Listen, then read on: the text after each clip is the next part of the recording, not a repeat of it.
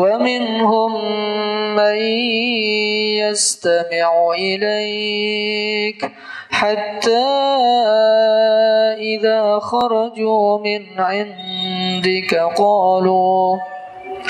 قالوا للذين أوتوا العلم ماذا قال آنفا أولئك الذين طبع الله على قلوبهم واتبعوا أهواءهم.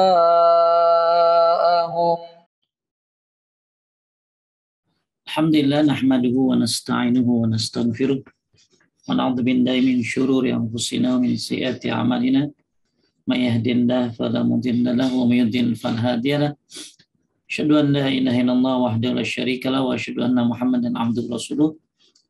Allahumma shalli wa sallim ala nabiyyina Muhammad wa ala alihi wa sahbihi wa man tabi'ahum bi ihsan ila yaumiddin. Alhamdulillah Bapak Ibu sekalian dimuliakan Allah, pada siang hari ini Allah muliakan kita dengan menuntut ilmu syar'i yang insya Allah ini lebih baik daripada sholat sunnah. Ya, ini akan membawa kita kepada jalan yang diridhoi oleh Allah, karena tiada sesuatu pun yang bisa kita lakukan kecuali dengan ilmu. Alhamdulillah pada hari ini kita akan membahas tentang penyesalan manusia di akhirat. Namanya penyesalan pasti suka ada dalam sehari-hari pun kita suka nyesel yang ini, nyesel melakukan ini. Bahkan mungkin ada yang nyesel dengan pasangan ini kali ini. Ya, jadi tapi penyesalan di dunia insya Allah masih bisa diperbaiki. Penyesalan di dunia bisa membuat kita untuk berubah. Tapi gimana kalau ternyata penyesalan ini adalah di akhirat, yang ternyata kita nggak bisa balik lagi. Nah, pembahasan ini sangat penting agar mengingatkan kita bahwa nanti akan ada orang-orang yang menyesal. Bahkan kata Al-Hasan Al-Basri rahimahullah, beliau mengatakan, tidaklah keluar jiwa anak Adam dari dunia ini melainkan akan membawa 3 penyesalan. Jadi manusia kalau mati ada 3 penyesalan, kata Hasan Al-Basri. Yang pertama, penyesalan karena belum menikmati semua yang telah dikumpulkan. Banyak yang dikumpulin nih, tapi belum dinikmati. Ya, dikumpulin duit banyak-banyak, rumah dibeli banyak-banyak, semua dikumpulkan. Tapi ternyata begitu mati, dia nyesel. Kenapa? Karena belum menikmati semua yang ia kumpulkan. Kemudian penyesalan yang kedua, kata Hasan Al-Basri, ketika manusia mati, nyesal yang kedua adalah nyesal karena ia belum meraih semua angan-angannya. Kan manusia itu banyak banget cita-citanya, ya, angan-angannya. Pengen ini, pengen itu, wah apa aja dah. Ya, segala dipengenin. Maka dia menyesal belum tercapai semua angan-angannya. Yang terakhir ini yang ketiga, penyesalan karena belum cukup baik dalam menyiapkan perbekalan perjalanannya atau akhiratnya. Inilah 3 penyesalan manusia, kata Hasan Al-Basri, ketika dia keluar jiwanya. 1, penyesalan karena belum menikmati semua yang ia kumpulkan. 2, penyesalan karena belum meraih semua yang diangan-angankan atau dicita-citakan. Yang terakhir, penyesalan karena belum cukup banyak amal yang dipersiapkan untuk perbekalannya. Oleh karena itu, Bapak Ibu sekalian dimuliakan Allah,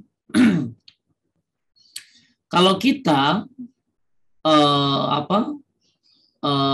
mengharapkan sesuatu, maka kita akan berkonsekuensi 3 hal. Jadi gini, kita kan pengen masuk surga ya. Maka ada 3 konsekuensinya. 1, mencintai hal yang diharapkan itu. Jadi kalau Anda pengen masuk surga, ya Anda harus mencintai hal yang diharapkan itu. Yang kedua, khawatir, takut hal itu akan hilang. Ternyata pengen masuk surga, tapi ternyata nggak bisa. Malah yang ada adalah penyesalan. Karena surganya hilang karena salah satu kemaksiatan menjadi penyebabnya. Kemudian yang ketiga, kalau kita mencintai sesuatu, maka kita akan berusaha dengan berbagai cara. Jadi ketika kita mencintai surga, kita pengen masuk surga, maka ada 3 hal yang harus kita lakukan. 1, mencintai yang kita harapkan itu. 2, khawatir nggak masuk surga. Yang ketiga, berusaha untuk mendapatkannya dengan berbagai cara yang baik. Nah, termasuk ketika kita membenci masuk neraka. Kita nggak mau ada penyesalan nanti di akhirat. Maka kita pun harus melakukan berbagai cara untuk supaya terhindar dari penyesalan tersebut. Kita pun harus mengkhawatirkan kalau terjadi itu pada diri kita. Kita pun akan berusaha berlari sejauh-jauhnya dari penyesalan itu. Ini konsekuensi mencintai dan membenci. Sekali lagi saya jelaskan. Ketika manusia mencintai sesuatu, maka dia akan mencintai apa yang dia harapkan itu. Kemudian dia khawatir hal itu akan hilang. Yang ketiga, dia berusaha mendapatkan itu dengan segala cara. Begitupun konsekuensi membenci sesuatu. Ketika kita membenci sebuah penyesalan nanti akhirat, maka lakukanlah hal-hal yang bisa menjauhkan kita dari itu. Apa? Khawatir kita masuk ke dalamnya. Jangan sampai kita termasuk yang menyesal. Dan berusahalah untuk apa? Untuk dengan berbagai cara untuk supaya kita tidak termasuk dalam golongan orang-orang yang menyesal. Oleh karena itu, Bapak Ibu sekalian dimuliakan oleh Allah Subhanahu wa taala, bahkan nanti di akhirat ada orang yang nyesal karena pernah tidak zikir walaupun cuma sebentar selama di dunia. Kata Imam Al-Auza'i, tidak ada satu waktu pun dari waktu-waktu di dunia kecuali akan dihadapkan kepada seorang hamba nanti pada hari kiamat. Hari demi hari, jam demi jamnya. Jadi nanti semua akan dihadapkan di hadapan manusia. Apa yang telah kita lakukan pada di dunia nanti di hari kiamat nanti, hari demi hari, jam demi jam, waktu demi waktu akan dihadapkan kepada kita. Maka tak satu pun waktu yang berlalu dan tidak dipergunakan berzikir kepada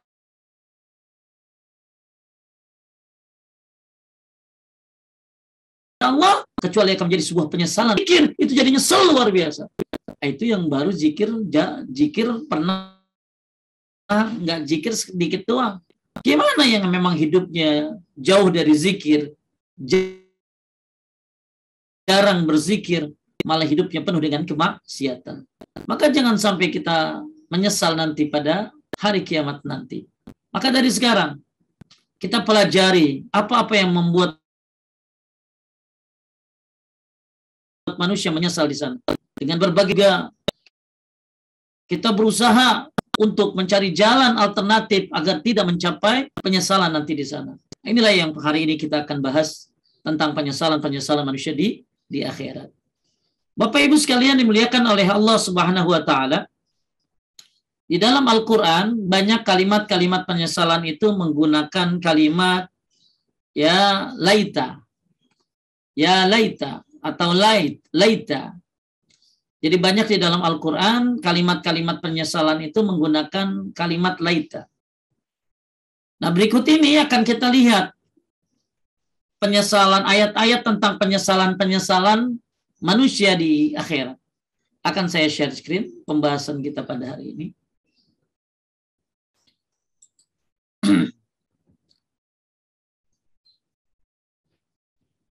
Baik, kita akan bahas, sebelum kita bahas apa penyesalan manusia di akhirat, kita akan bahas dulu ayat-ayat yang berkaitan dengan penyesalan manusia.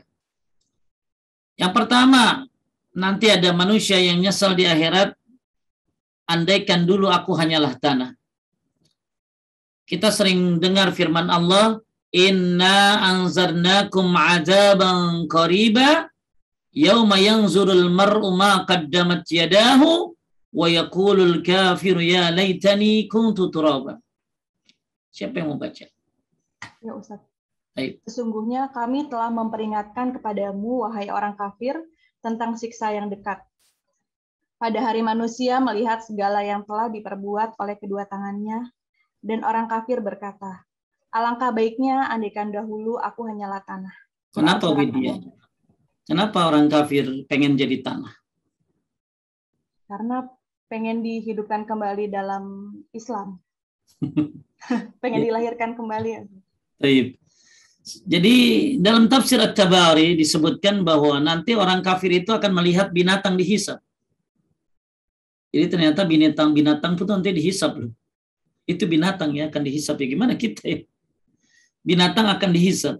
Dan memang ada dalam kitab Riyadhus Shalihin pun tentang masalah itu. Jadi nanti orang kafir lihat binatang dihisap. Setelah binatang dihisap, maka binatang itu menjadi tanah, menjadi debu. Maka orang kafir berkata, ya laitani kuntu turaba. Ya tadi saya bilang, pakai kalimat apa tadi? Laita. Ya, maka orang kafir bilang, alangkah baiknya andaikan dahulu aku adalah tanah. Maksudnya apa? Andai kayak binatang urusannya beres. Jadi binatang nggak ada surga, nggak ada neraka. Ya, tapi ada binatang yang hidup di surga. Ya, tapi bukan binatang yang ada di dunia. Memang sudah diciptakan di sana. Jadi nanti binatang yang nyeruduk ini, yang nyeruduk itu ada hisabnya. La haula wala quwwata illa billah. Kemudian nanti orang kafir melihat hisab binatang itu dan ternyata setelah dihisab binatang jadi tanah dan tidak ada surga dan neraka. Sedangkan manusia setelah dihisab ada dua jalan dia, entah ke surga atau ke neraka. Maka orang kafir melihat ini dia takut, dia nyesel, dia berkata, andaikan aku adalah tanah, andai saya kayak binatang urusannya beres. Tapi ternyata nggak bisa. Taib ini maksud surat apa tadi? An-Naba ayat 40. Jadi orang kafir nyesel. Kenapa dulu? Ya karena dia pengen berharap jadi binatang. Karena binatang jadi tanah berarti urusannya selesai. Nggak ada surga, nggak ada neraka binatang. Tapi kalau manusia ada. Orang kafir ya habis sudah deh. Oke, Taib ini kalimatnya dimulai dengan kalimat apa tadi? Ini dengan salah satunya dengan kalimat laita. Ya laita. Ya laita. Selanjutnya, ayat yang selanjutnya adalah andaikan dahulu aku mengerjakan amal saleh. Lanjut. Dia mengatakan alangkah baiknya andaikan aku dahulu mengerjakan amal solih untuk hidupku sendiri. Yaqulu ya laitani qaddamtu li hayati. Alangkah baiknya, andaikan dahulu aku mengerjakan amal saleh untuk hidupku ini. Jadi mereka berharap kembali ke dunia bukan untuk maksiat lagi. Mereka berharap kembali ke dunia bukan untuk melakukan kejelekan-kejelekan lagi. Tapi mereka berharap kembali ke dunia untuk melakukan amal saleh.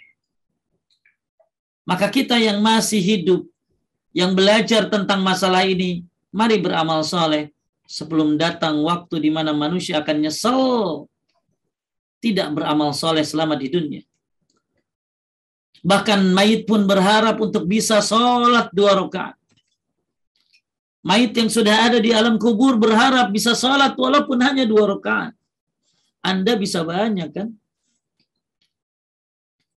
Mayit yang ada di alam kubur berharap untuk apa? Untuk bisa sedekah. Mereka sangat ngerti tentang kematian. Karena mereka sudah merasakannya. Mereka tahu tentang kehidupan. Ya, pentingnya kehidupan karena mereka sudah merasakan kematian. Oleh karena itu, mereka berkata, ya laitani, alangkah baiknya, qaddamtu li hayati, andai aku mengerjakan amal soleh untuk hidupku ini. Ada seorang ayah, saya sering bercerita tentang masalah ini. Ada seorang ayah yang anaknya meninggal kena wabah.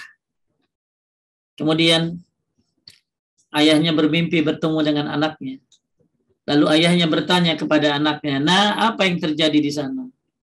Ada apa di padang mahsyar? Ya, ada apa di alam barzah sana? Ada apa di sana, nak? Maka anaknya menjawab, kami melewati hal-hal yang besar. Dan kami tahu, tapi kami melalaikannya. Kami melewati hal-hal yang besar. Kami tahu sebenarnya itu besar, tapi kami melalaikannya. Maksudnya apa? Anaknya ini nyesel banyak hal besar di dunia yang bisa dia lakukan. Dan dia tahu itu besar selama di dunia, tapi sayang dia lalai. Contoh misalnya, ya, tentang sholat saja. Itu hal yang besar, luar biasa. Kalau sholat qabliyah subuh saja lebih baik daripada dunia dan seisinya. Itu sholat qabliyah subuh. Ya, lebih baik daripada dunia dan seisinya. Bagaimana sholat-sholat yang lain? Sholat wajibnya. Ya, luar biasa banyaknya pahala sedekah. Orang sudah tahu hebatnya syuruk atau duha, hebatnya tahajud, hebatnya witir, hebatnya baca Quran. Itu semua perkara besar yang kita tahu selama di dunia. Kita sering baca hadis-hadisnya. Tapi ada yang tidak melakukannya. Maka nanti akan jadi penyesalan sebagaimana yang disampaikan oleh anak tadi. Kami melewati hal-hal besar, ayah. Kami tahu itu di dunia, itu hal besar, tapi kami melalaikannya. Maka banyak hal-hal besar di dunia ini. Yaitu amal ibadah tentunya. Tauhid. Sunnah Nabi SAW itu hal-hal besar. Jangan kau remehkan.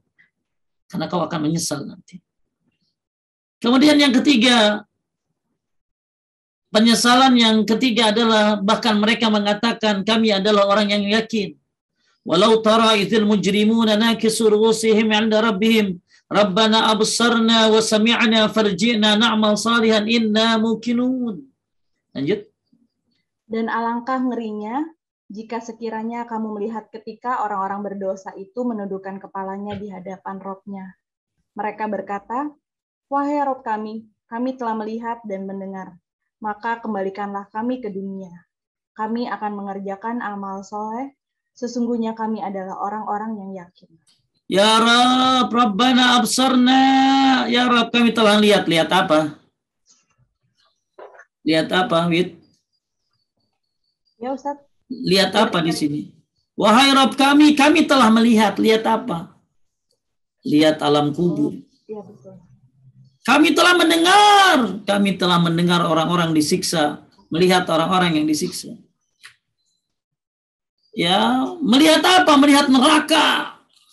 Melihat orang-orang yang disiksa. Kami telah melihat dan mendengar. Rabbana absarna wasabi'na. Kami telah melihat dan mendengar. Farji'na, ya Allah, kami udah lihat, kamu udah dengar, balikin kami ke dunia. Na'mal salihan. Kami akan mengerjakan amal saleh. Inna muqinun. Bahkan mereka adalah orang yang yakin. Makanya ya, yakin itu di dunia. Ya kalau di akhirat yakin ya pantas atau lu pada ngelihat semuanya kan. Di akhirat ya, di dunia kan coba.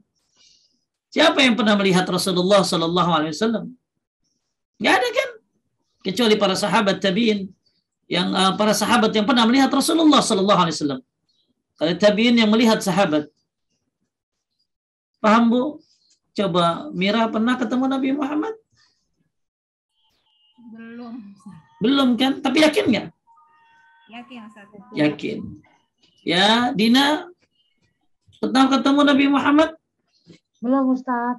Belum kan? Tapi yakin? Yakin, insya Allah. Ya. Oke, Widya, yakin surga? Yakin, Ustaz. Ada surga yakin? Ada neraka yakin? Yakin, Ustaz. Yakin. Jadi kalau Anda yakin di dunia, itu yang TOP-BGT. Lah, yakin di akhirat, ya udah lihat.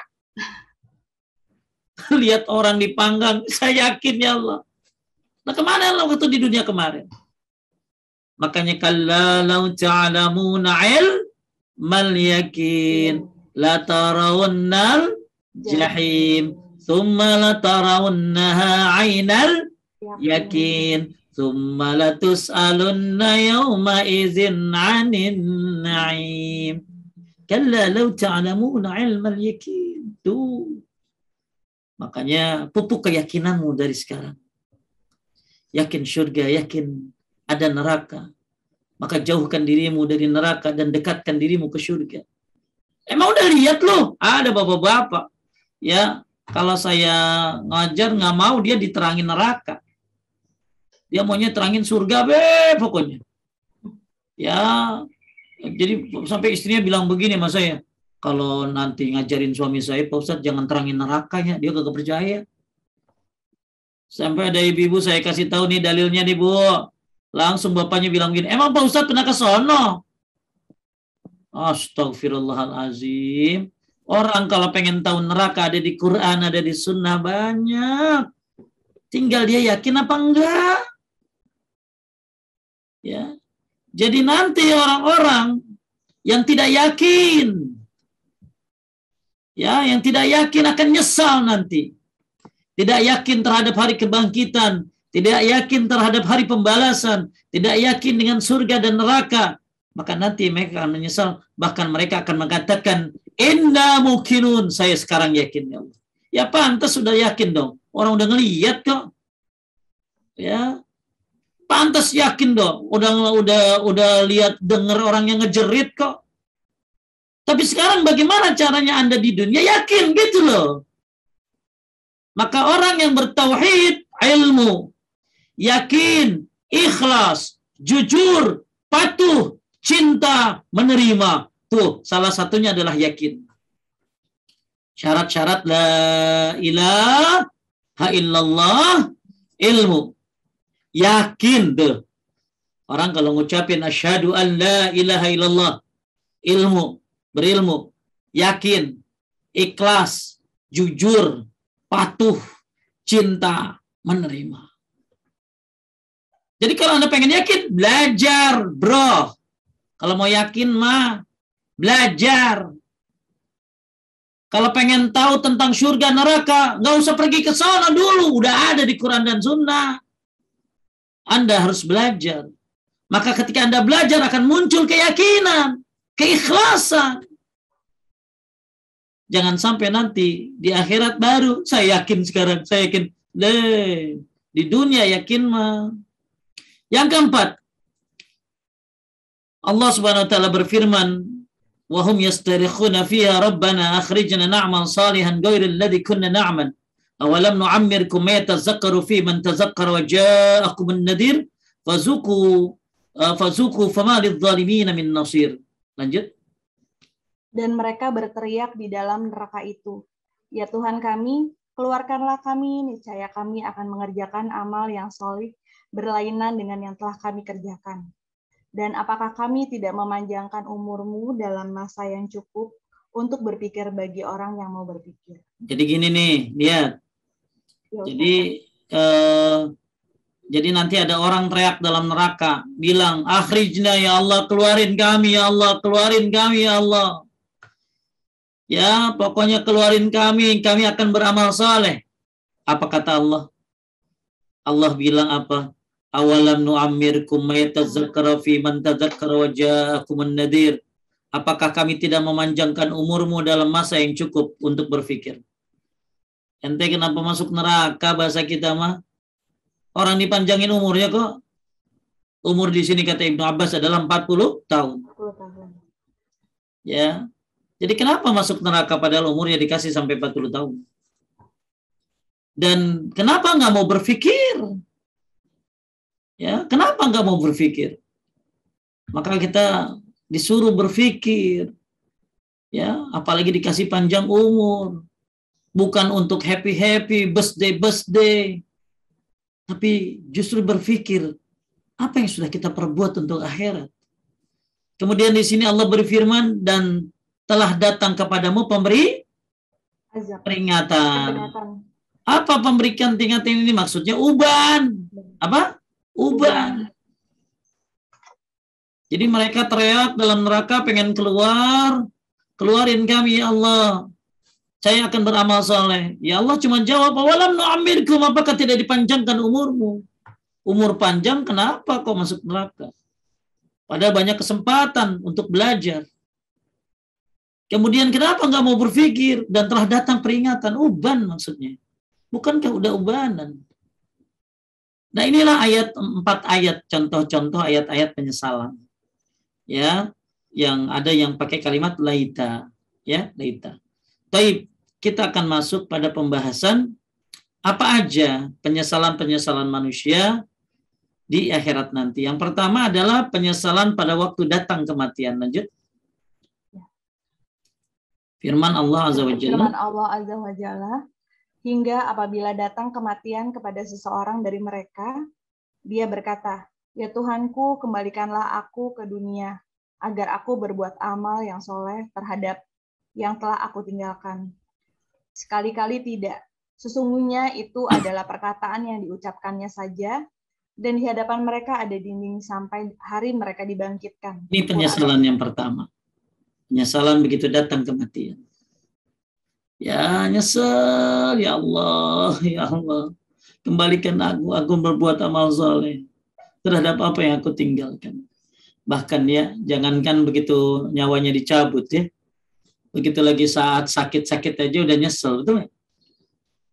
Ya, udah apa sih, udah mau meninggal aja, ya udah nyesel-nyesel gitu. Hati-hati, penyesalan ini datangnya memang belakangan.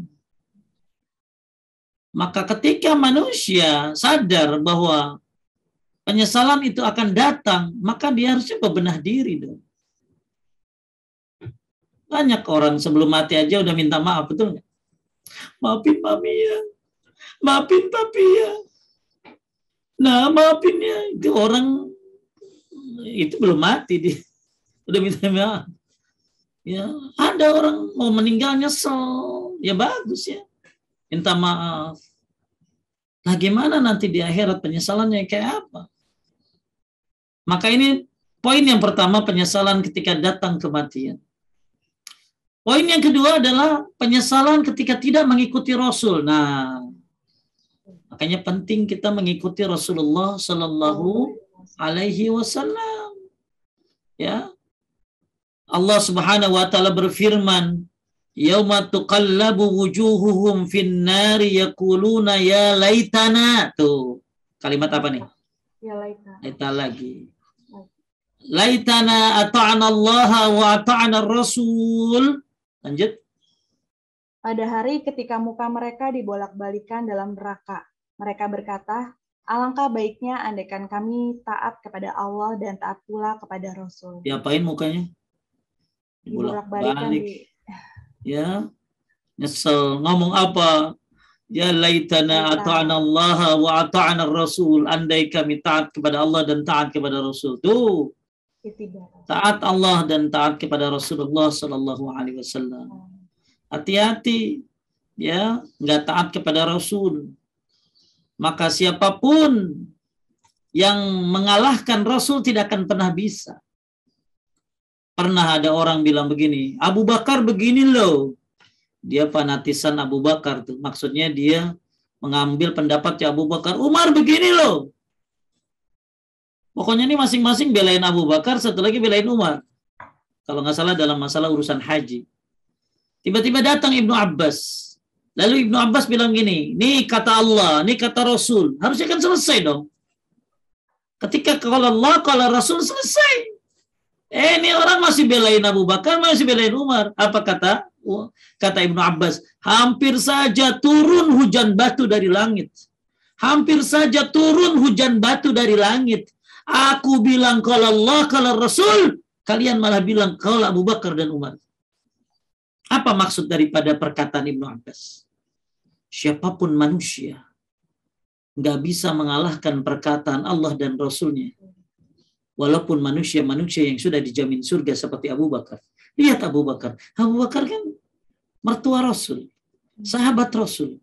Udah dijamin surga. Tapi nggak bisa kata-katanya mengalahkan Rasulullah. Ini ada orang dijamin surga juga belum. Sahabat Nabi juga kagak, jauh hidupnya zaman sekarang. Berani dia mengalahkan perkataan Rasulullah. Sunnah ditinggalkan, Perkataan dia diambil oleh pengikut-pengikutnya. Abu Bakar saja tidak bisa mengalahkan perkataan Rasulullah sallallahu alaihi wasallam. Umar bin Khattab, ya, yang dalam sebuah riwayat disebutkan kalau ada nabi setelah aku, maka Umar yang akan jadi nabi. Tapi kan nggak ada nabi setelah Nabi Muhammad. Kalau ada, ya, Umar yang luar biasa perjuangannya untuk Islam, sudah dijamin surga, tapi nggak bisa ngalahin perkataan Rasulullah. Ini ada ibu-ibu nanya sama saya, Ustadz, akekah yang bagus hari keberapa? Akekah yang bagus hari ke-7, Bu. Kalau nggak bisa ya 14, kalau nggak bisa ya 21. Tapi Pak Ustadz, kata nenek saya, akekah itu bagus hari ke-40. Bayangin Rasulullah dikalahin sama neneknya juga. Neneknya bisa ngalahin Rasulullah. Ya, jadi hati-hati nanti orang yang nggak taat kepada Allah dan taat kepada Rasul akan menyesal nanti. Ya, tuqallabu wujuhum finnar, dibolak-balikan nanti dalam neraka wajahnya. Maka taatlah kepada Allah dan Rasulnya. Kemudian firman Allah Subhanahu wa taala surat Al-Furqan ayat 27. Wa yauma ya'addu adh-dhalimu 'ala yadayhi yaqulu ya laitani. Tuh, laitani lagi. Ittakhaztum mar-rasuli sabila. Dan ingatlah hari ketika itu orang yang zalim menggigit dua tangannya seraya berkata, aduhai kiranya dulu aku mengambil jalan bersama-sama Rasul. Jadi Bu, ya amalan tuh ya ada sunnahnya dari Nabi. Ya, jangan dari Nabi tinggalin, dari siapapun dia. Ya, selama mau dia Habib ke, mau dia Kiai ke, mau dia siapa ke, kalau bertentangan dengan Al-Quran dan Sunnah, maka tinggalkan dia. Maka ibadah itu ya syaratnya adalah ittiba kepada Rasulullah Sallallahu Alaihi Wasallam. Kemudian ada lagi firman Allah surat An-Nur ayat 63, ya disebutkan di sini, ya. Saya ambil dari tengah-tengahnya nih. Falyahzaril ladzina yukhalifuna an amri an tusibahum fitnah tusibahum azabun alim. Artinya, maka hendaklah orang-orang yang menyalahi perintah Rasul takut akan ditimpa cobaan atau ditimpa azab yang pedih. Tuh hati-hati orang yang orang yang menyalahi perintah Rasul takut ditimpa cobaan atau ditimpa azab yang pedih. Maka kan namanya ibadah ya harus ada perintahnya dari Rasul. Kalau urusan ibadah ya jangan pakai katanya, harus qala Allah, qala Rasul.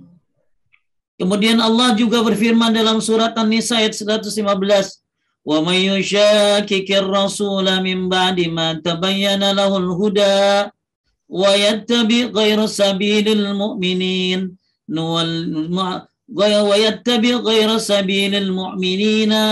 nuwallihi ma tawalla wa nuslihi jahannama wa sa'at masira." Artinya, dan barang siapa yang menentang Rasul sesudah jelas kebenaran baginya dan mengikuti jalan yang bukan jalan orang-orang mukmin, kami biarkan ia leluasa terhadap kesesatan yang telah dikuasainya itu. Dan kami masukkan ia ke dalam jahanam, dan jahanam itu seburuk-buruk tempat kembali. Nah, siapa yang menentang Rasul? Padahal udah jelas kebenarannya. Dan tidak mengikuti jalannya orang-orang mukmin, maksudnya para sahabat. Maka dia akan dibiarkan leluasa dalam kesesatannya. Inilah poin yang kedua, penyesalan manusia ketika tidak mengikuti Rasulullah Sallallahu Alaihi Wasallam. Bahkan di dalam Al-Quran disebutkan, yauma tabyaddu wujuhun wa taswaddu wujuhun. Nanti ada manusia yang wajahnya putih, bersinar, dan ada wajah yang hitam gelap. Kata Ibnu Abbas, yang wajahnya putih adalah mereka hum ahlus sunnah, mereka yang mengikuti sunnah Rasulullah Sallallahu Alaihi Wasallam. Sedangkan yang hitam adalah hum ahlul bid'ah, mereka adalah orang-orang yang melakukan bid'ah. Itu Ibnu Abbas radhiyallahu anhu. Poin yang ketiga, Penyesalan manusia yang pertama apa tadi? Ketika datang kematian. Ya, ketika datang kematian. Apalagi kalau Bapak Ibu lihat ya, orang-orang kafir termasuk yang zalim, mereka akan dipukul matinya. Walau tara idzal zalimuna fi ghamaratil maut wal malaikatu basitu aydihim akhriju anfusakum al yawma tudzawna 'adzabal huni bima kuntum taquluna 'ala Allah ghairul haqq wa kuntum an ayatihi tastakbirun. Ya, kalau kalian melihat orang-orang zalim ketika dicabut nyawanya dan malaikat itu memukulkan tangannya. Jadi malaikat cabut nyawanya ambil mukul. Ya, mukul di mana? Di punggungnya sambil berkata, "Akhriju anfusakum," keluarkan nyawamu. Ngeri. Ya, itu malaikat memukul nyawa orang-orang yang zalim. Orang-orang yang zalim. Itu penyesalan manusia yang pertama tadi. Bahkan orang kafir lebih menyesal lagi. Kemudian yang kedua tadi penyesalan karena tidak mengikuti Rasulullah SAW. Yang ketiga penyesal karena punya teman yang salah. Ya, hati-hati punya teman salah ya. Hati-hati. Makanya ada ulama salaf mengatakan teman adalah kepingan dari api neraka. Teman adalah kepingan dari api neraka. Maka Allah berfirman, ya wailata. Pakai wailata lagi kan? Ya wailata laitani lam attakhiz fulanan khalila. Laqad adallani 'anil zikri ba'da iz ja'ani wa kana asyaitanu lil insani khazula. Hati-hati ibu-ibu yang punya teman. Kadang-kadang kagak berani ninggalin teman salah.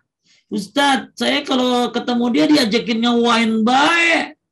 Ya tinggalin Bu, kagak enak Pak Ustadz, putusin silaturahim. Salah dia tuh. Silaturahim sama keluarga. Kalau teman mau ukhuwah, kalau memang bejat tinggalin. Jangan sampai nanti ya Anda nyesel karena punya teman. Apa artinya? Lanjut. Sesungguhnya dia telah menyesatkan. Kecelakaan besar. Oh ya.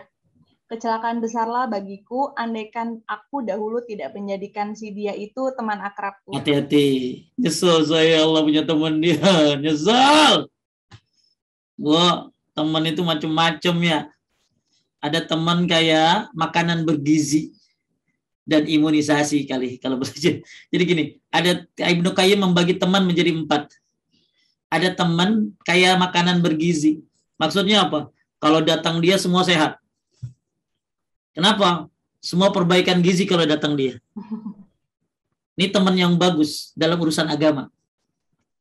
Jadi kalau dia datang semua tercerahkan. Kalau dia datang, Masya Allah banyak ilmu yang disampaikan. Kalau dia datang, ya Allah enak deh. Kita ngobrol masalah agama, nanya sama dia. Itu teman kayak makanan bergizi. Kalau bisa plus imunisasi. Masya Allah. Ya, tuh teman bergizi. Sudahkah Anda menjadi teman yang bergizi? Itu teman bergizi, itu teman yang kayak begitu tuh. Luar biasa. Ya. Yang kedua, teman kayak apa? Ini teman yang itu yang utama. Kalau yang kedua, teman yang kayak ini kayak apa ya? Teman yang kalau teman kayak obat. Kalau yang kedua, kalau yang pertama teman kayak teman yang memberikan banyak makanan, gizi-gizi. Ini teman yang urusan agama. Yang kedua, teman yang kayak obat. Kalau kita sakit, berobat baru. Ini kata salah satunya adalah teman yang jago dalam urusan dunia. Bisnis. Ya, jago dalam urusan iklan-iklan. Ya, taruh dong di story lu. Ya, pokoknya teman yang kedua ini nggak boleh diremehkan juga dalam urusan dunia. Tapi ada teman yang ketiga. Kayak apa? Kayak penyakitan temannya. Apa tuh Pak Ustadz teman penyakitan? Kagak ngasih manfaat akhirat. Nggak juga ngasih manfaat dunia. Yang terakhir ini teman racun. Apa teman yang sesat? Ya, pakai jilbab dikatain. Sholat awal waktu dianggap fanatik. Ini teman-teman modelnya.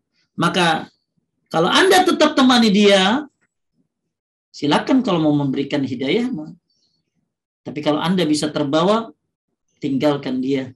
Jangan sampai nanti Anda berkata di akhirat, ya wailata laitani lam attakhiz fulanan khalila. Lanjut yang ayat selanjutnya, Al-Furqan 29. Sesungguhnya dia telah menyesatkanku dari Al-Quran ketika Al-Quran itu telah datang kepadaku. Setan itu tidak mau menolong manusia. Tuh. Ya. Jadi dia menyesatkanku, menjauhkanku dari Quran. Dan setan tidak mau menolong manusia. Makanya Bu, ini keuntungan bergaul dengan teman yang saleh. Lanjut, Ibnu Qayyim. Ibnu Qayyim rahimahullah mengatakan, duduk bersama orang-orang yang soleh itu akan mengubah 6 keadaanmu yang tidak baik menuju 6 keadaan lain yang lebih baik. 1. Dari keraguan menuju keyakinan. 2. Dari rasa ingin dilihat orang lain menuju keikhlasan. 3. Dari kelalaian menuju zikir mengingat Allah. 4. Dari cinta dunia menuju cinta akhirat. 5. Dari sikap sombong menuju sifat tawadu dan rendah hati. 6. Dari buruknya niat menuju rasa empati yang baik. Nah ini, kalau punya teman baik ya begini nih. Ya, merubah 6 keadaan. Dari yang tidak baik menjadi baik. Tadinya ragu jadi yakin. Ya, dalam kebaikan tentunya. Ya, tadinya pengen dilihat-lihat orang, lama-lama jadi ikhlas karena temannya baik. Jin, kalau beramal nggak usah pamer-pamer.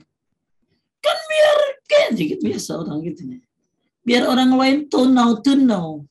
Ya tunau nanti jadi tuno gitu loh. Jadi pengen eksis jadi abis.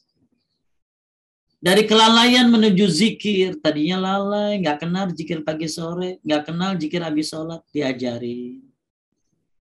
Tadinya sama dunia luar biasa ya, akhirnya lama-lama jadikan dunia menuju akhirat. Tadinya sombong, minta ampun, lama-lama jadi tawadu.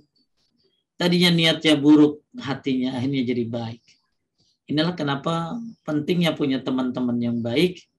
Karena teman nanti akan menjadikan penyesalan manusia pada hari kiamat. Bahkan kalau Anda tidak banyak duit, perbanyak teman.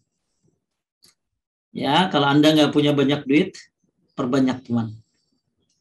Apa maksudnya Pak Ustadz? Ya, apa maksudnya Pak Ustadz? Ya, kalau Anda nggak punya banyak duit, perbanyak teman yang baik. Kenapa? Karena nanti kalau Anda mati, disolatin 40 orang. 40 orang itu semuanya bertauhid kepada Allah, maka doanya bisa jadi syafaat buat Anda yang mati.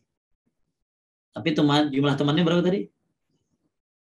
Jumlah temannya berapa? 40. Ya, jadi Ibu sekalian memuliakan Allah, kalau nanti kita mati disolatin sama teman-teman yang bertauhid, ya, maka 40 orang jumlahnya dalam riwayat disebutkan, maka itu akan menjadi syafaat doanya buat yang mati. Tuh, banyakin teman-teman yang saleh. Kemudian yang keempat, penyesalan ketika didatangkan kitab. Allah Ta'ala berfirman, A'udzubillahi minasyaitonir rajim. Wudi al-kitabu fataral mujrimina mushfikina mimma fihi wa yaquluna ya wailatana ma li hadzal kitab la yughadiru saghiratan wala kabiratan illa ahsaha wa wajadu ma 'amilu hadiran wa la yadlimu rabbuka ahada. Lanjut. Dan diletakkanlah kitab, lalu kamu akan melihat orang-orang bersalah ketakutan terhadap apa yang tertulis di dalamnya. Dan mereka berkata, aduhai celaka kami, kitab apakah ini yang tidak meninggalkan yang kecil dan tidak pula yang besar, melainkan ia mencatat semuanya. Dan mereka dapati apa yang telah mereka kerjakan ada tertulis, dan Tuhanmu tidak menganiaya seorang jua pun. Tuh, ya nanti kita akan dapat kitab. Ya makanya ya, ada satu buku yang kita takut bacanya, padahal kita yang nulis. Ya, ada satu buku yang kalau kita baca takut kita bacanya, padahal kita yang nulis. Itu catatan amal. Nah kita yang nulis kan. Tapi kenapa takut bacanya?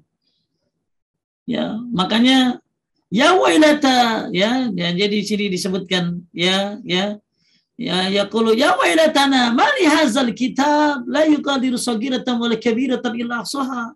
Kitab apa ini yang tidak meninggalkan yang kecil ataupun yang besar? Kitab apa ini? Semuanya tercatat, ada. Tidak meninggalkan yang kecil ataupun yang besar. Nah ini ya, maka mudah-mudahan Bu ya semuanya dimudahkan untuk mengisi hari-hari ini dengan kebaikan. Ya, kita isi kitab kita hari-harinya dengan kebaikan, dengan amal saleh, dengan tauhid, dengan ittiba kepada Rasulullah sallallahu alaihi wasallam, dengan amal-amal saleh, dengan sedekah. Nanti amal-amal itu akan tercatat. Semua akan tercatat rapi, tidak ada yang dizalimi. Ini penyesalan yang keempat ketika didatangkan kitab. Dalam ayat lain Allah berfirman, wa amma man utiya kitabahu bishimalihi fayaqulu ya laitani lam uta kitabiyah wal ya laitaha kanatil qadiyah ma agna anni maliyah halaka anni sultaniyah. Artinya Adapun orang yang diberikan kepadanya kitabnya dari sebelah kirinya, maka dia berkata, "Duhai, alangkah baiknya andaikan tidak diberikan kepadaku kitab ini. Duhai, andaikan kematian itu menyelesaikan segala sesuatu. Hartaku tidak memberi manfaat kepadaku sama sekali. Telah hilang kekuasaan dariku."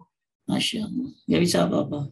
Sekaya apapun Anda, nggak bisa merubah amal yang sudah Anda lakukan kalau sudah mati. Makanya selama masih hidup, masih kita bisa merubahnya. Tentunya dengan amal-amal saleh. Ya, makanya penuhi hari-hari kita dengan amal-amal saleh. Ya, kan sudah puas melakukan kesalahan. Maka saatnya untuk melakukan perbaikan. Kan sudah lama kita melakukan kesalahan. Maka saatnya kita melakukan hal-hal yang berguna untuk akhirat ini. Taib, selanjutnya yang kelima, penyesalan ketika diperlihatkan neraka. Nah ini dia nih. Ya, waji'a yawma idzim bi jahannam yawma idzi yatazakkarul insanu wa anna lahu dzikra yaqulu ya laitani qaddamtu li hayati. Dan pada hari itu diperlihatkan neraka jahanam, dan pada hari itu ingatlah manusia. Akan tetapi tidak berguna lagi mengingat itu baginya.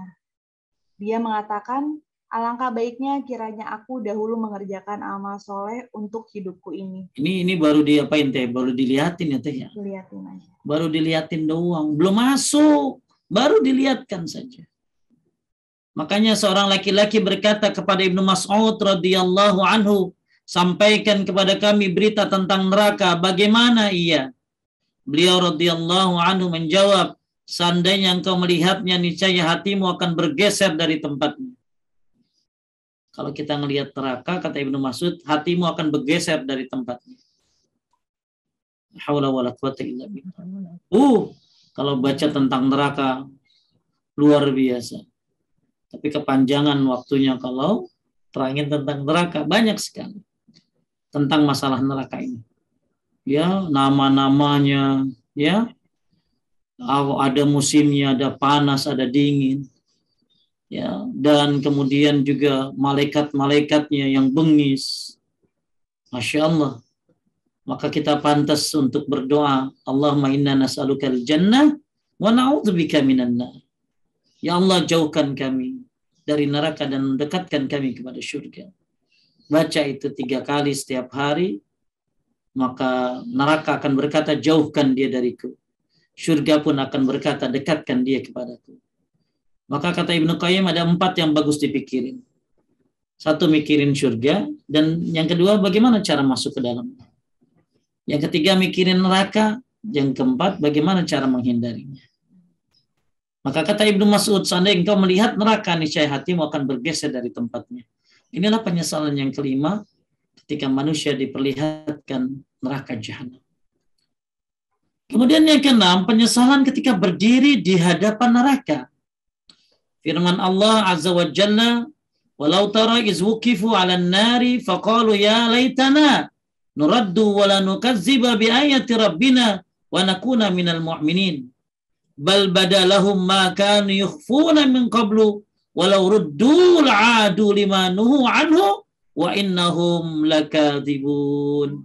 Artinya, Dan jika kamu, Muhammad, melihat ketika mereka dihadapkan ke neraka, lalu mereka berkata, kiranya kami dikembalikan ke dunia dan tidak mendustakan ayat-ayat Tuhan kami, serta menjadi orang-orang yang beriman. Tentulah kamu melihat suatu peristiwa yang mengharukan. Tetapi sebenarnya telah nyata bagi mereka kejahatan yang mereka dahulu selalu menyembunyikannya. Sekiranya mereka dikembalikan ke dunia, tentulah mereka kembali kepada apa yang mereka telah dilarang mengerjakannya. Dan sesungguhnya mereka itu adalah pendusta belaka. jadi ternyata kalau mereka dibalikin bakalan begitu lagi. Ada ya orang begitu ya. Kita ngelihat orang mati aja udah takut, ya Allah, astagfirullah. Ini ada orang masuk neraka, terus kalau pengen keluar begitu, kalau seandainya dibalikin lagi ke dunia gitu lagi, berbuat maksiat lagi. Naudzubillah. Ya, ini penyesalan ketika berdiri di hadapan neraka. Ya, kan neraka itu nanti kan tadi diapain tadi? Diperlihatkan. Nah, kalau ini enggak, berdiri di hadapan neraka. Makanya neraka itu dalam hadis riwayat Muslim, "Laha sab'una alfa zumam. Wa min kulli minha sab'una alfa malikin yajurruna." Neraka ini punya 70.000 tali. Masing-masing tali ditarik oleh 70.000 malaikat. Jadi yang narik neraka berapa? 4.900.000.000 malaikat. Jadi neraka itu nanti ditarik, dalam hadis riwayat Muslim, ditarik, diperlihatkan. Ya, ada berapa talinya? Ada 70.000. Dan masing-masing tali ditarik oleh 70.000 malaikat. Bahkan nanti Bapak Ibu sekalian muliakan Allah, matahari dan bulan pun akan masuk neraka. Kok matahari dan bulan masuk neraka? Kenapa Pak Ustadz? Mereka akan masuk neraka bagikan 2 ekor sapi. Bayangin, matahari kan gede, bulan gede. Tapi begitu masuk neraka, saking gedenya neraka, mereka kayak 2 ekor sapi kelihatannya. Kenapa mereka masuk neraka? Karena untuk menghinakan orang-orang yang menyembahnya. Dan yang terakhir, untuk menambah bahan bakar api neraka. Itu neraka. Maka nanti penyesalan ketika mereka berdiri di depan neraka. Ya, mereka bilang apa? Ya tadi bilangnya pengen balik ke dunia. Dan tidak mendustakan ayat-ayat Tuhan kami. Serta menjadi orang-orang yang beriman. Alhamdulillah, Bu. Allah kasih kita iman, Ibu ya. Tolong imannya dijaga, dipupuk dengan ketaatan. Imannya diurus, hidayahnya diurus dengan ilmu. Banyak kita sudah dapat hidayah dari kecil dengan beragama Islam. Maka hendaklah diurus dengan cara menuntut ilmu. Kuatkan tauhidnya. Jalankan sunnah-sunnahnya. Terus berdoa kepada Allah agar dikokohkan hidayah ini. Rabbana la tuzigh qulubana ba'da idh hadaitana wa hab lana min ladunka rahmah innaka antal wahhab. Allahumma hdini wasaddidni. Allahumma inni as'alukal huda wassadad. Ya Allah, berikan aku hidayah dan kuatkan hidayah itu. Minta kepada Allah, ya muqallibal qulub sabbit qalbi ala dinik. Minta supaya hati ini ya diarahkan oleh Allah kepada agamanya, kepada syariatnya. Kemudian yang terakhir, penyesalan ketika dimasukkan ke dalam neraka.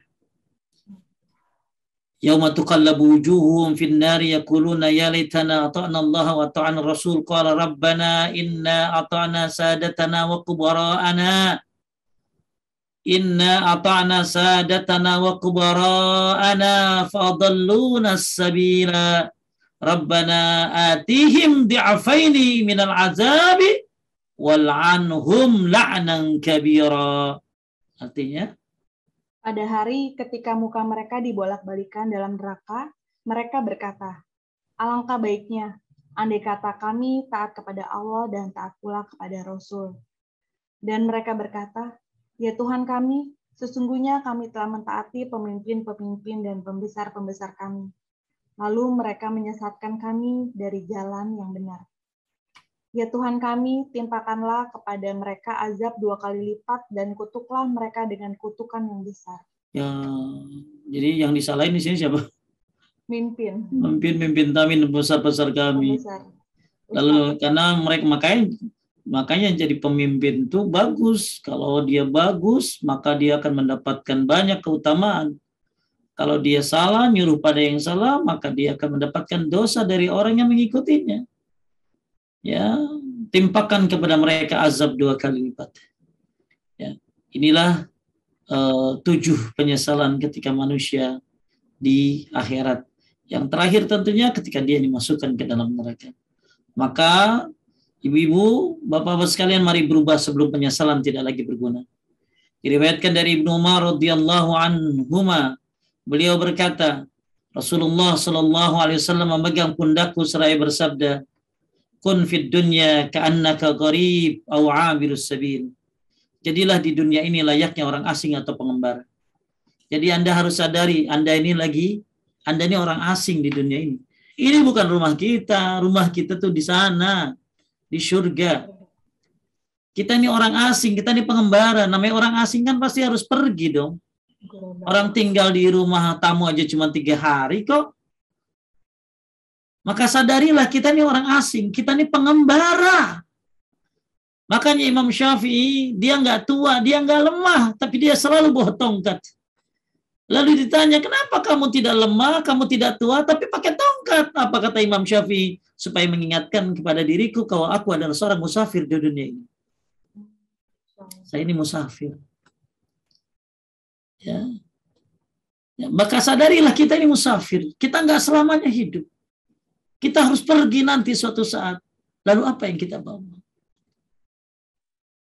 Maka kata Ibnu Umar radhiyallahu anhu berkata, jika engkau berada pada waktu sore, maka jangan menunggu hingga pagi. Dan jika engkau berada di waktu pagi, maka jangan nunggu hingga sore. Manfaatkan masa sehatmu sebelum datang masa sakitmu. Manfaatkan masa hidupmu sebelum datang kematianmu. Ketika kita mau beramal, maka lakukan segera. Kenapa? Sebelum datang setan yang menggodanya. Jangan tunggu sore. Ketika Anda mau melakukan sore, jangan tunggu pagi. Datang ketika sehat, kerjakan amalmu sebelum datang sakitmu. Dan ketika hidup, pergunakan, manfaatkan sebelum datang masa kematian. Ibnu Mas'ud radhiyallahu anhu mengatakan, boleh baca? Siapapun yang menanam biji kebaikan, hampir-hampir dia dipastikan akan memanen kecintaan. Sebaliknya, siapapun yang menanam benih keburukan, hampir bisa dipastikan ia akan memanen penyesalan. Siapa yang menanam, dia pula yang akan menuai hasilnya. Ya, Bapak Ibu, semoga Allah istiqomahkan kita insya Allah. Di atas ketaatan tentunya. Inilah pembahasan kita pada hari ini tentang penyesalan-penyesalan manusia. Kita lihat tadi yang ketujuh, penyesalan ketika dimasukkan ke dalam neraka. Penyesalan ketika berdiri di hadapan neraka. Penyesalan ketika diperlihatkan neraka. Ini belum bicara ketika penyesalan di dalamnya ya. Kita cukup sampai situ saja. Kemudian penyesalan ketika didatangkan kitab nanti. Penyesalan ketika berteman dengan orang-orang yang salah. Penyesalan ketika tidak mengikuti Rasulullah SAW. Dan yang terakhir, yang pertama, penyesalan ketika datang waktu kematian. Maka tadi sudah kita bahas, telah Allah kasih kita peringatan, yaitu uban, usia 40 tahun, ya, Quran Sunnah itu peringatan juga, sakit adalah peringatan, bahkan wabah aja peringatan, la'allahum yarji'un, supaya kita kembali. Dan meninggalnya orang terdekat juga termasuk peringatan. Ada banyak peringatan Allah. Kalau di surat ini nih, ya, di surat ini An-Nazir maksudnya ini adalah uban. Ya, banyak ulama menyatakan uban. Maka uban itu adalah azan. Sedangkan kematian adalah qamat. Jadi sebenarnya orang yang beruban udah dekat waktunya. Seperti mana dekatnya azan dengan qamat. Ya, maka hendaklah orang yang sudah beruban, apalagi sudah 40 tahun, hendaklah menjadi lebih baik, lebih bertauhid, lebih mengikuti sunnah Rasulullah SAW, lebih banyak beramal soleh.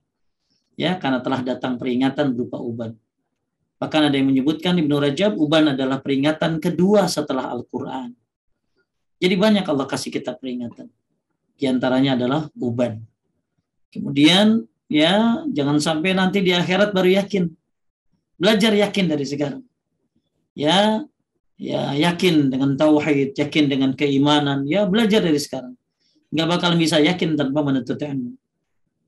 Ya, karena nanti orang akan pengen apa? Inna mukinun, saya akan yakin. Ya, yakin kalau di neraka mah ya udah pasti yakin, atau yakin di akhirat udah pasti atau. Tapi gimana yakin di dunia? Kemudian, ya, penyesalan andai aku dulu mengerjakan amal soleh. Yang pertama tadi, orang kafir berharap jadi tanah. Karena dia melihat binatang yang dihisab, kemudian binatang itu jadi tanah. Tidak ada surga, tidak ada neraka. Dan dia berharap urusannya selesai orang kafir itu. Ternyata tidak. Perjalanan ini sangat singkat sekali. Dan ujungnya cuma dua. Perjalanan singkat, tapi ujungnya panjang. Surga atau neraka. Maka semoga kita semuanya dilindungi oleh Allah Subhanahu wa Ta'ala dari penyesalan-penyesalan yang tadi sudah kita bahas. Kembali lagi kepada perkataan Hasan Al-Basri, ketika manusia mati ada 3 penyesalannya. Penyesalan belum menikmati apa yang dia kumpulkan. Penyesalan belum meraih semua angan-angannya. Dan penyesalan belum cukup baik untuk menyiapkan segala perbekalannya. Semoga kita dimudahkan. Mungkin ada yang menanya, silakan. Ada beberapa pertanyaan, Ustaz. Ayo. Yang pertama, bila kita pernah berbuat dosa dan sudah menyesal dan bertaubat, apakah dosa-dosa itu masih tercatat di buku kita atau sudah terhapus? Taib, kalau pendapat dari Hasan Al-Basri masih tetap tercatat, tapi dimaafkan. Tercatat, tapi dimaafkan. Ya, jadi tercatat, tapi dimaafkan. Jadi sudah dimaafkan, tapi masih tetap ada di catatan aslinya. Ya, maka nanti kita akan disidang, tapi dengan sidang yang mudah. Maka disebut dengan hisab yasira, hisab yang mudah. Ya, kemudian nanti kita akan dimaafkan kalau sudah bertobat. Bahkan yang hebat lagi, ya, ibu-ibu, illa man taba wa amana wa amila salihan ulaika yubaddilullahu sayiatihim hasanat. Siapa yang bertobat, ya, yang bertobat, beriman, kemudian beramal soleh, nanti keburukannya akan diganti oleh Allah jadi kebaikan. Misalnya, apa maksudnya? Ya, salah satu penafsirannya adalah bahwa Al-Furqan ayat 70 tadi. Jadi nanti orang-orang yang banyak dosanya kemudian bertobat kepada Allah, nanti di bertobat tobatan nasuha tentunya, maka nanti di akhirat keburukannya akan dirubah jadi kebaikan, lalu ditimbangan kebaikan. Hebatnya orang yang apa tadi bertobat kepada Allah Subhanahu wa Ta'ala. Maka bertobatlah dengan tobatan nasuha. Jadi ibu tetap ada tercatat tapi dimaafkan. Bahkan nanti kejelekannya akan dirubah oleh Allah jadi kebaikan. Masya Allah. Hebatnya orang yang tobat. Lanjut. Apakah nanti dosa-dosa kita akan ditampakkan di hadapan semua orang? Wallahu alam, kalau hisab tidak seperti itu. Hisab yasira itu setahu saya dalam riwayatnya itu ditutup, ibu. Ditutup, tidak ditampakkan. Luar biasa, ibu. Allah menutup aib-aib kita, betul? Banyak aib-aib kita yang ditutup oleh Allah. Aib-aib masa lalu, dosa-dosa yang tidak orang tahu, padahal kita melakukannya, Allah tutup aib. Apalagi nanti di akhirat. Jadi nanti kita akan berdua saja dengan Allah Subhanahu wa Ta'ala. Kemudian nanti kita dimaafkan insya Allah kalau sudah taubatan nasuha. Ya, jadi disembunyikan. Lanjut. Oke, selanjutnya Ustaz. bagaimana kalau mempunyai teman non-muslim tetapi sudah dianggap sebagai keluarga dan kami ingin mengajaknya untuk bersyahadat karena dia banyak mengetahui kebaikan-kebaikan sebagai muslim. Boleh di-share ya, bagaimana caranya Ustadz? Ya, kalau intinya tunjukkan keislaman dengan sebaik-baiknya. Ya, tunjukkan bahwa orang Islam itu tidak seperti orang yang orang-orang kafir dengung-dengungkan. Ya, jadi Anda tunjukkan bahwa Anda orang Muslim yang benar-benar menjalankan Quran dan Sunnah. Tunjukkan bahwa orang Islam ini seperti ini, berakhlak, ramah, ya akrab, ya mudah diterima. Orang Muslim adalah orang yang memiliki akidah yang kuat, toleransi tapi tidak bablas. Kapan dia melakukan toleransi, kapan dia mempertahankan akidahnya. Nah, inilah seorang Muslim, tunjukkan kepada dia. Jadi jangan sampai Anda Muslim tapi sholat diingetin dia. Lu nggak sholat bro? Ya, padahal yang ingetin orang kafir. Ya, tunjukkan komitmen waktumu untuk sholat. Ya, biar dia juga nanti terbina. Oh, orang Islam tuh kayak begitu. Seperti itu ya, tunjukkan yang terbaik di depan dia. Lanjut. Berikutnya, apakah benar ketika masuk usia 40 tahun tetapi belum berhijrah ke jalan yang baik akan susah mendapatkan pintu hidayah? Ya, memang ada perkataan ulama seperti itu. Ya, tapi bisa jadi bisa dimudahkan juga oleh Allah. Tapi tentu harus ada usaha ya, harus ada usaha. Kan makanya kalimat 40 tahun tuh ya ada ditaruh di dalam Al-Qur'an. Hatta idza balagha 40 sanah. Ketika usianya telah sampai 40 tahun. Maka banyak ulama yang memberikan tulisan-tulisan pendapat-pendapat tentang pentingnya sakralnya usia 40 tahun. Salah satunya pendapat tadi. Siapa yang tidak bertobat di usia 40 tahun akan sulit nanti kesananya. Itu pendapat ya, pendapat dari para ulama yang tujuannya adalah memperingatkan kita, jangan tunggu nanti gitu loh. Dan jangan nunggu 40, yang masih 30 juga belum tentu nyampe. Ya, yang muda belum tentu nyampe, yang tua belum tentu mati gitu loh. Maka segerakan ya, fafirru ilallah. Ya, segera berlari menuju Allah. Jadi memang ada perkataan itu tujuannya untuk memperingatkan agar manusia tidak lalai, nanti deh. Tapi kan ada orang begitu yang disebutnya dengan patapikan, ya selalu tapi kan. Ya, masa sih itu Bu masa sih namanya. Ya, masa sih gitu loh. Jadi pakai nanti, maka ulama-ulama banyak yang memperingatkan tentang usia 40 tahun ini. Salah satunya tadi perkataan tujuannya adalah supaya kita segera bertobat, beramal. Jangan tunggu 40 tahun. Karena biasanya kalau jadi bisa saja dia dapat hidayah di usia 40, 50, bisa saja. Ya. Tapi kalau nggak dimulai, kapan dia mau memulainya? Kalau dia nggak mau bertobat di usia 40, mau kapan lagi? Belum tentu dia hidup panjang. Ya, jadi itu peringatan dari ulama untuk supaya hati-hati. Lanjut.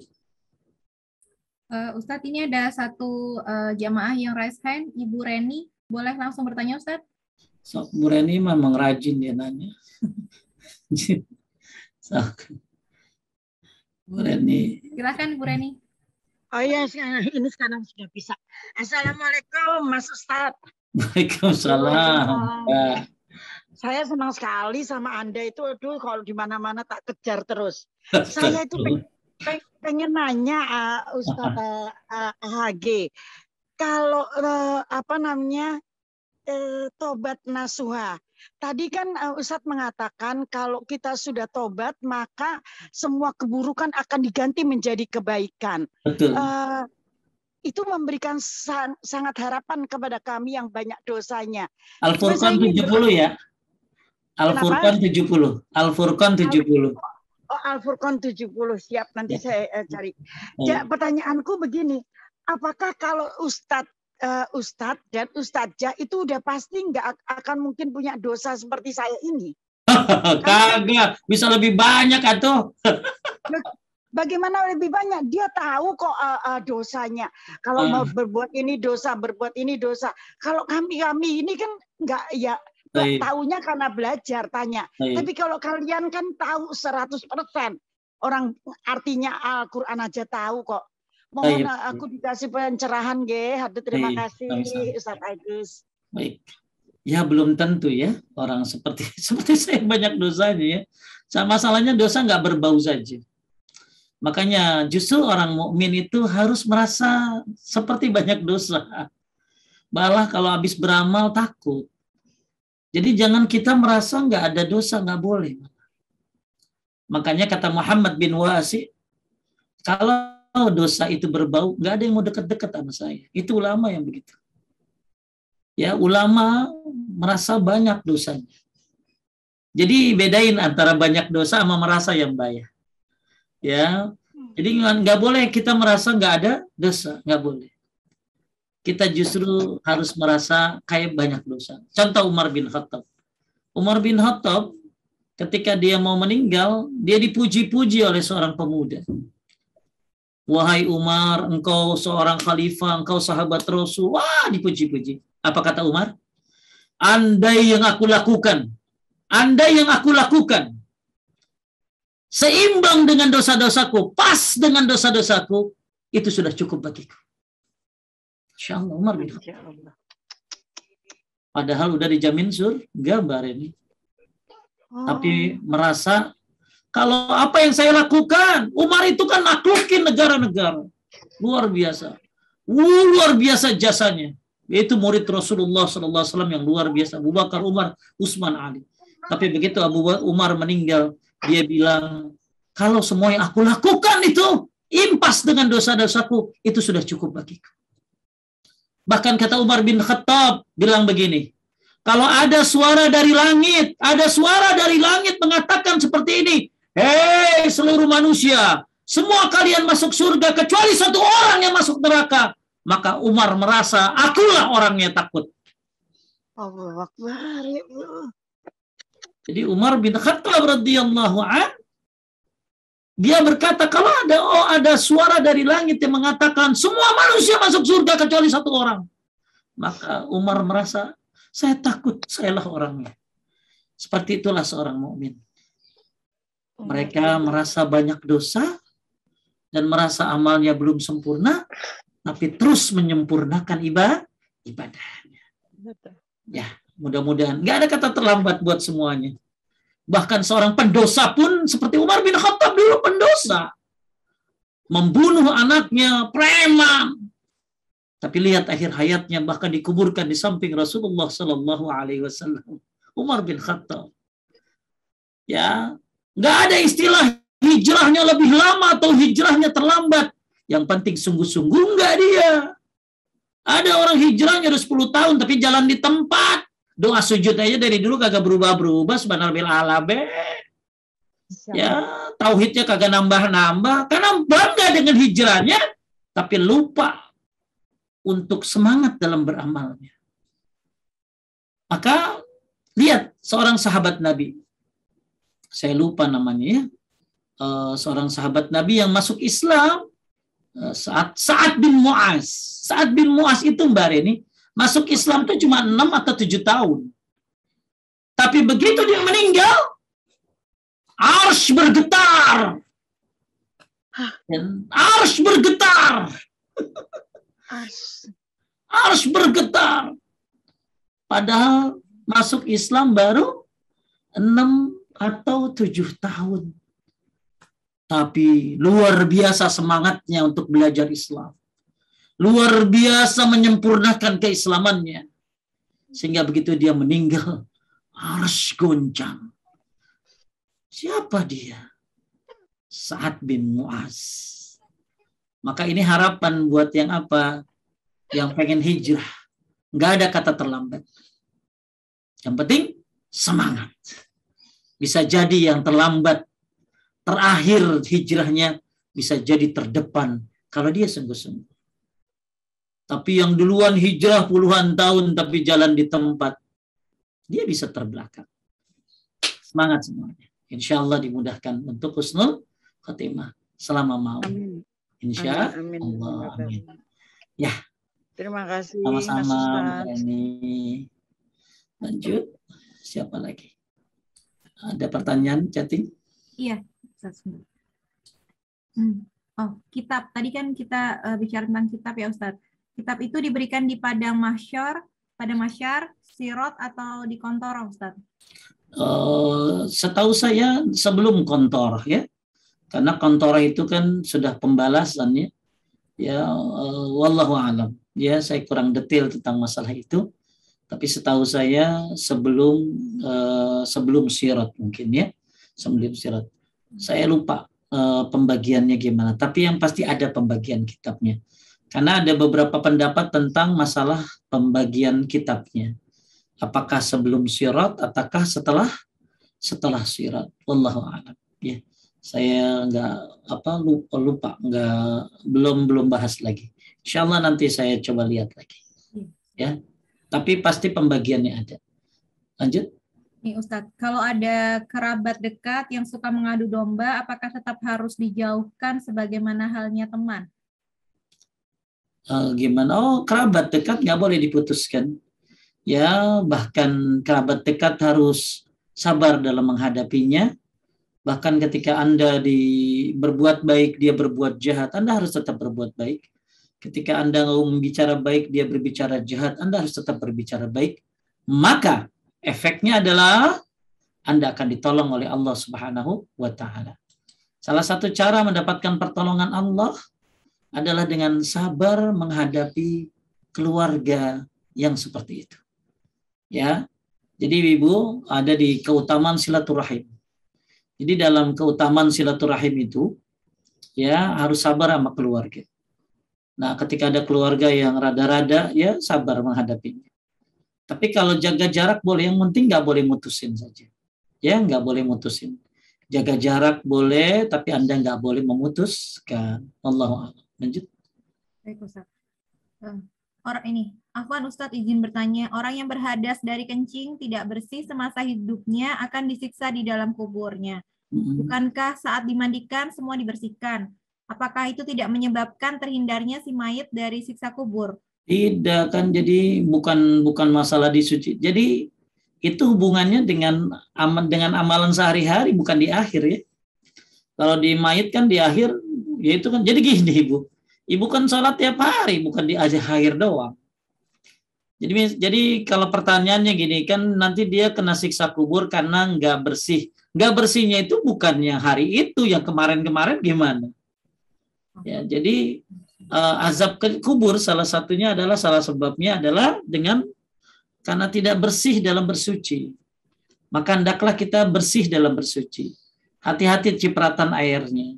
Ya, air apa? Air kencing, hati-hati. Kalau kena segera disiram. Jadi orang dapat azab kubur itu bukan hal-hal yang besar juga. Salah satunya hal-hal yang kecil seperti ini.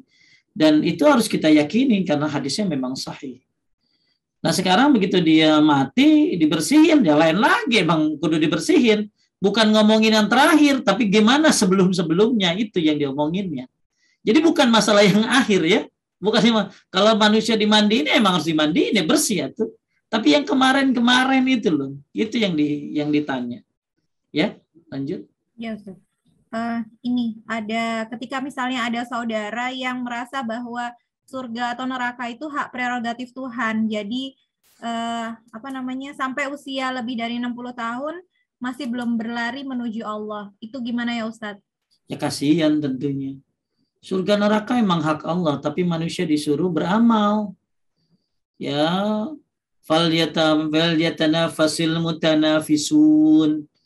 Ya, falyamalil amilun. Bahkan kita sering dengar fastabikul khairat. Ya, jadi surga neraka emang hak Allah. Lalu hak Allah itu. Lalu hak kita apa? Ya, hak kita adalah beribadah. Kan wa ma khalaqtul jinna wal insa illa liya'budun. Jin dan manusia itu diciptakan untuk ibadah. Jadi hak Allah, ya surga itu hak Allah. Lalu apa hak kita? Hak Anda beribadah, gitu loh. Maka gimana Anda mau masuk surga kalau tidak beribadah kepada Allah? Bahkan Nabi nyuruh kita sholat. Berarti kalau begitu ya nggak usah sholat atuh. Ya nggak usah sholat atuh. Kenapa? Kan hak Allah gitu loh. Ya kalau begitu nggak usah puasa atuh. Kan hak Allah. Kalau begitu nggak usah bertauhid atuh. Kan hak Allah. Justru ya karena itu hak Allah, Anda harus menjalankan hak Anda. Apa hak Anda? Beribadah kepadanya. Nah, itu pikiran sekuler kayak begitu. Ya, ada yang bilang gini, surgaku urusanku, bukan urusanmu. Nah, kita kan suruh amar ma'ruf nahi mungkar. Ya, betul. Ya, jadi surga itu emang hak Allah ya. Ya, tapi ingat ya bahwa Allah melalui lisan Rasulnya memberikan syarat-syaratnya. Ini jadi kalau nggak belajar agama ya bagaimana caranya supaya masuk otak dia aja tuh. Oh surga kan hak Allah. Nah iya hak Allah memang surga itu. Lalu apa hak dirimu kepada Allah? Hak dirimu kepada Allah adalah mengikuti Rasulullah SAW. Lalu apa yang diperintahkan oleh Rasulullah? Bertauhid, sholat, puasa, ya, zakat, haji. Nah itu. Jadi biasanya orang kayak gitu orang sekuler ya mungkin karena malas beribadah, malas ya akhirnya semua dimasukin ke logika dan semuanya dimasukin sesuai pemahamannya. Jangan ikuti pemahaman kita, ikuti pemahaman Rasulullah SAW dan para sahabatnya.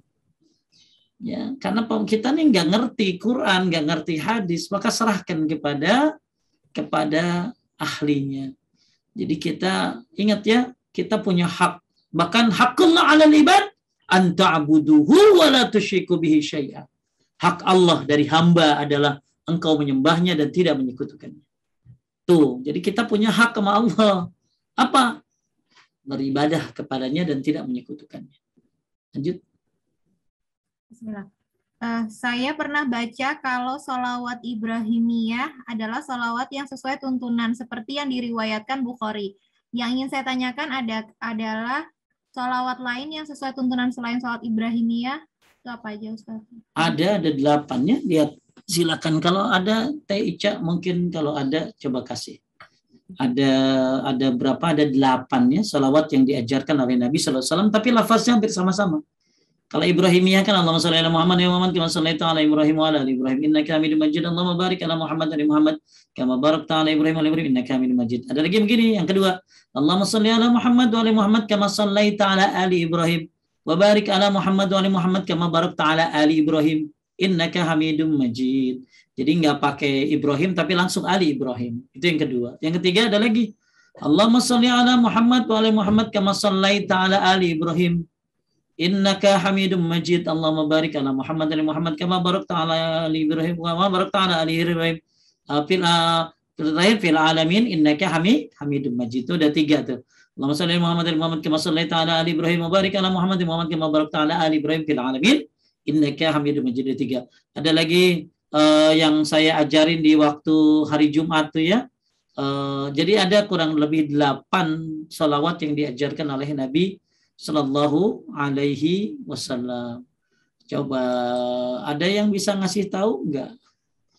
Coba linknya aja ya, linknya tuh lihat tuh ada tuh dari Pauji tuh 8 lafaz salawat yang diajarkan oleh Rasulullah. Ya ibu yang tadi nanya apa aja salawat yang berapa tadi? 8 tadi. Nah itu ada di chatting ya, di chatting silakan. Yang Ibrahimiyah itu yang dari Ka'ab bin Ujrah radhiyallahu an. Lanjut. Kalau kita selalu ingat mati, seolah-olah kita di dunia tidak lama lagi. Kita jadi ingin ibadah, tapi jadi malas dengan urusan dunia. Bagaimana solusinya, Ustadz? Salah dong. Justru kita tidak boleh meninggalkan bagian kita di dunia. Jadi nggak kerja ya salah. Justru kerja juga ibadah. Jadi malas bersosialisasi, ya salah. Ya, jadi ingat mati itu justru efeknya bukan begitu. Ingat mati itu jadi kita tuh yang mau zolim jadi nggak zolim, yang mau curang bisnis jadi nggak curang. Justru yang dia harus pikirkan gini, saya harus cari nafkah. Karena kalau dia nggak nyari nafkah, laki-laki kan dosa itu. Ya, saya harus, kalaupun banyak uang, saya harus sedekah. Itu ingat mati begitu. Jadi bukan berarti ingat mati itu jadi nggak ngapa-ngapain. Ya bangga kerja, ingat mati Bu. Ya jangan salah. Ya, ibda' biman ta'un. Mulai dari kau, ya dari orang yang kau tanggung. Jadi jangan sampai kita ingat mati tapi ini bikin dosa. Kenapa? Karena menghindari dari tanggungan kita. Ingat mati itu efeknya enggak begitu ya. Efek mengingat mati itu jadi walaupun dia mengerjakan dunia selalu ingat akhirat. Jadi dunia itu dijadikan kendaraan saja untuk akhirat. Dia tidak melalaikan dari akhiratnya. Dia bisnis tapi tetap mengingat akhirat. Ya, dia melakukan transaksi tapi tetap ya halalnya dijaga. Allahu a'lam. Ada siapa tuh? Ya. Bagaimana kalau ada orang yang mendoakan seseorang agar mendapat hidayah, tapi orang tersebut merasa belum sempurna menjalankan ibadah Islamnya? Apakah doanya akan diterima, Ustaz? Gak ada hubungannya dengan itu ya. Intinya manusia itu kalau berdoa itu, ya satu baca hamdalah, dua baca sholawat, ya ketiga dia berdoanya dengan yakin, ya dengan yakin, khusyuk, ya kemudian apalagi di waktu-waktu mustajab, iblis itu dikabulkan doanya, ya kan? Iya. Apa doa iblis? Minta ditunda sampai hari kiamat. Maka iblis saja yang segitu durhakanya dan dijamin neraka dikabulkan doanya oleh Allah. Gimana Anda? Jadi kalau orang mau nunggu sempurna baru doa, salah itu ya. Ya, jadi berdoa itu milik siapapun. Dan bahkan nggak boleh Anda merasa putus asa dari doa. Bahkan siapa yang tidak berdoa termasuk manusia yang lemah. Ya, manusia yang lemah adalah manusia yang lemah dalam berdoa. Justru doa itu adalah ibadah dan tidak ada yang lebih, dan doa itu adalah sumsumnya ibadah, intisarinya ibadah. Jadi nggak usah saya mau doa tapi harus sempurna, nggak benar kayak begitu. Ya, yang penting syarat-syaratnya terjalani. Lanjut. Sudah Ustaz sepertinya. Yes. Jika seseorang wafat dalam keadaan dia sendiri, tidak ada orang tua, pasangan, dan anak, apakah boleh dia berwasiat untuk hartanya diwakafkan kepada lembaga Islam? Ya dibolehkan kalau dia nggak punya tapi kalau masih ada keluarga ya. Jadi kalau bagusnya dia melakukan gini. Kalau orang yang kayak begitu harusnya jangan mau meninggal baru wasiat, salah. Jadi harusnya selama dia hidup banyakin banyakin sedekah. Karena belum meninggal. Tapi kalau sudah mau meninggal, nah itu sepertiga. Sepertiganya diwasiatkan. Ya. Kan nanti bisa ada kakak atau ada ini ya, yang lain-lainnya ya. Jadi harusnya, jadi gini, kalau kita masih hidup ya, maka bebas bagi kita untuk melakukan sedekah kemana saja. Nah, harta Anda kan. Apalagi harta suami. Ya, suami berhak untuk sedekah sana sini. Tapi begitu sudah mau sakit-sakitan, udah mau meninggal, nah itu nggak boleh. Kecuali sepertiga saja yang diwasiatkan. Wallahu a'lam. Cukup? Alhamdulillah. Satu lagi Ustaz, boleh? Betul. Dulu waktu Rasulullah Shallallahu Alaihi Wasallam Mi'raj melihat isi neraka banyak wanita, salah satunya karena tidak menutup aurat.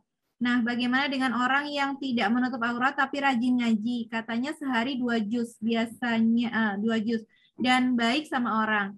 Apakah nanti amal baik dan buruk ditimbang mana yang berat baru akan ke surga atau neraka? Pertanyaannya apa? Pertanyaannya, bagaimana Ustadz dengan wanita yang tidak menutup aurat tapi rajin mengaji? Mungkin maksudnya gitu Ustadz. Ya berarti dia tiap hari dosa. Ibu ya, tiap hari dia berdosa. Jadi orang yang dia tidak berhijab, maka tiap hari dia berdosa. Karena berhijab itu adalah syaratnya balik, bukan baik.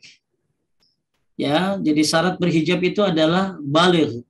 dia perkara dia jelek, akhlaknya itu urusan lain. Kayak sholat tuh wajib kan, walaupun dia nggak khusyuk, nggak, tahu harus wajib sholat selama dia sudah balik. Maka tatkala dia rajin ngaji, rajin apa, berarti dia ngaji doang, nggak ngamalin ngajinya. Bu, kan di dalam Al-Quran ada kan ayat-ayat tentang apa, hijab kan? Iya. Berarti dia cuma baca, tapi nggak apa? Nggak paham, nggak mengamal kan, ya. Jadi kalau orang tidak berhijab ya tiap hari dia berdosa lah. Ya, dia ngaji Quran tapi nggak paham.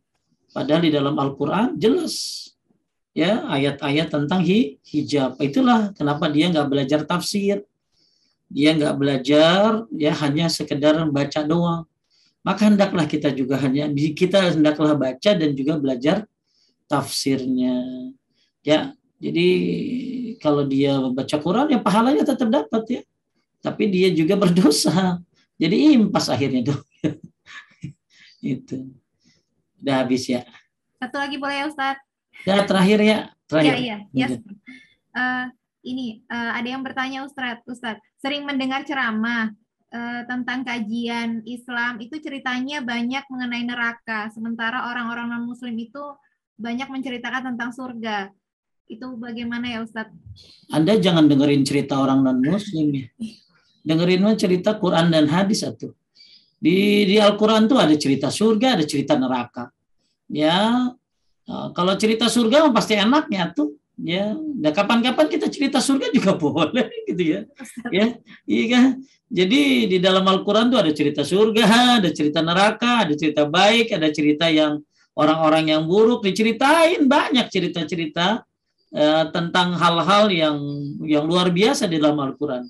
Nah sekarang kalau Anda bandingkan dengan orang non-Muslim yang banyak cerita surga, kita bukan orang non-Muslim, maka kita ada dua ya, ada khauf dan roja. Khauf itu artinya takut, roja itu artinya harapan. Jadi mau bicara surga ada di Quran, mau bicara neraka ada di Quran. Ya kita ceritakan dua-duanya ya. Ya, jadi jangan nyontohin orang non-Muslim, jangan ya. Ini ada terakhir nih. Apa sih ini? Udah nggak ada ya? Udah, Ustaz. Baik, habis. Alhamdulillah. Terima kasih buat para pengurus komunitas Muslimah Emerald, Masjid As-Sof, KME ya. Mudah-mudahan jadi amal jariah apa yang kita lakukan pada hari ini. Mudah-mudahan tambah soleh, tambah solehah semuanya.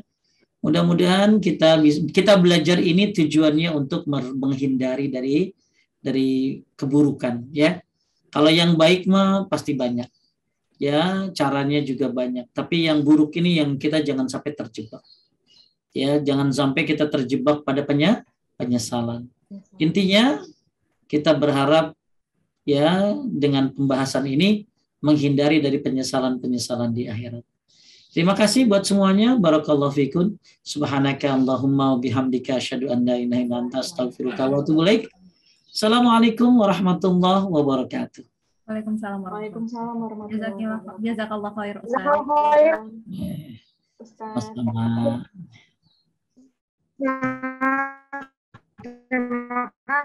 والذين اهتدوا زادهم هدى وآتاهم تقواهم